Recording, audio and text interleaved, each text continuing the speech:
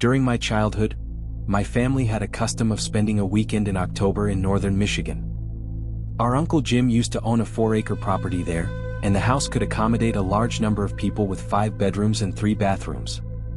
2 of the bedrooms were set up for my siblings and cousins, so my brother and sister occupied one room, and our 4 cousins occupied another. The remaining rooms were reserved for all of our parents. Uncle Jim has always been an avid hunter and fisherman, and he would go on hunting trips across the nation. My dad has occasionally gone camping with him, despite the fact that he's not as into hunting. At lunch, while our dads were discussing hunting, my brother Adam, my cousins Jake and Joe, and I came up with the idea of camping in the woods that night. Our dads were on board with it. They were definitely already kind of drunk, so they were more likely to say yes to stuff, but our moms weren't as on board. My uncle owned 4 acres, and part of that was a large chunk of forest. He marked a number of trees with red paint to indicate the property line. Beyond that, I had no idea where the nearest house was, but our moms didn't say no outright. So, my dad and Uncle Jim took the 4 of us into the woods with a tent.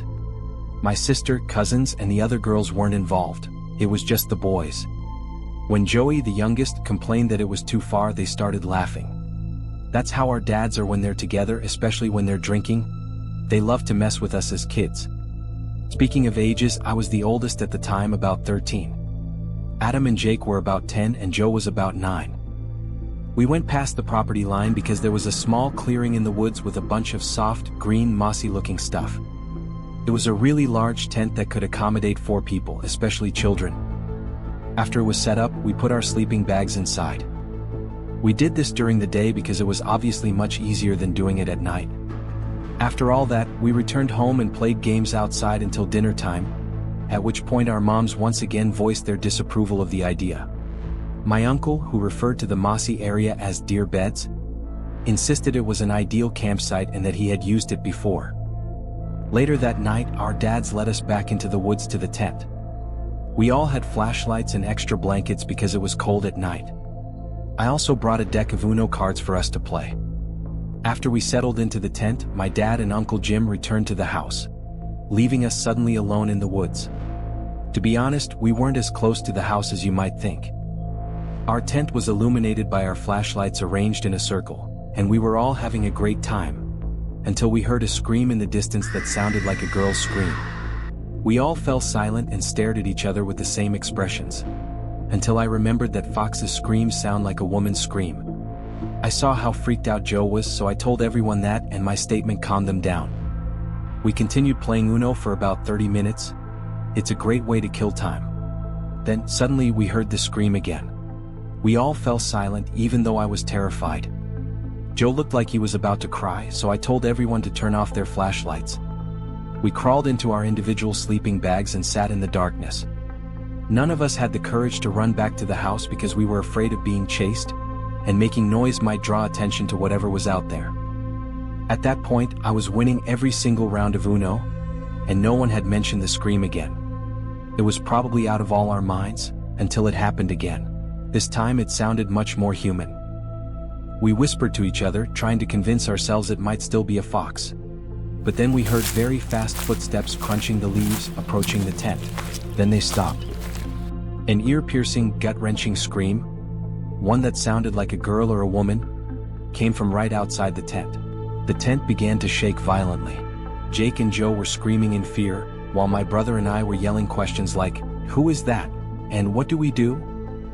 I was honest and said, "I don't know." Then I unzipped the tent door and we all ran into the woods with our flashlights on, one by one. It was the most tense moment of my life. It felt like a life or death situation. We sprinted back to the property, screaming the entire way. When we arrived, our entire family was outside. We explained what had happened, the screams, the shaking tent, and based on their reactions they were all shocked and horrified. Then I noticed that my sister and our cousins, Jamie and Christina, weren't outside. I accused my dad and Uncle Jim of sending one of the girls to scare us, but when they showed us that the girls were already in bed, it became obvious that no one in our family was responsible. My father and Uncle Jim quickly grabbed their flashlights and headed into the woods. We waited, still out of breath and shivering on the porch. We whispered among ourselves, trying to figure out what the scream could have been. If it were a fox, could it really make such a human-like sound? And if it was an animal, why had it been so aggressive, even shaking our tent? About 20 minutes later, my dad and uncle returned. Their expressions were serious. "The moss and leaves around the tent are all crushed," my uncle said, "but there are no footprints or any other tracks." This answer didn't satisfy us. We had all been there and we had heard the scream and the footsteps. We had felt the tent shaking. Something, or someone, had been out there trying to scare us. Of course, there was no way we were sleeping in the woods that night. Our mothers told us to go inside and sleep, but sleep? It was impossible. We all huddled in the living room, wrapped in blankets. Even the slightest creak made us look at each other with wide eyes. Even indoors, we didn't feel safe.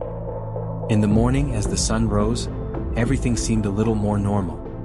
Over breakfast, the events of the previous night felt almost like a bad dream. My father and uncle decided to go back to the forest to pack up the tent. We followed them, but an uneasy feeling still lingered inside us. When we reached the tent, something we hadn't noticed the night before caught our eye: a strange mark on the ground right next to the tent. It looked like a human footprint, but it was odd. It wasn't the shape of a shoe print. It looked like a bare foot, but the toes were unnaturally long. My uncle crouched down, examining the mark, then squinted into the forest. "Nobody lives out here," he muttered. But something, or someone, came this far. At that moment, an eerie chill ran down my spine. The rest of our weekend continued as planned, but no one camped in those woods again.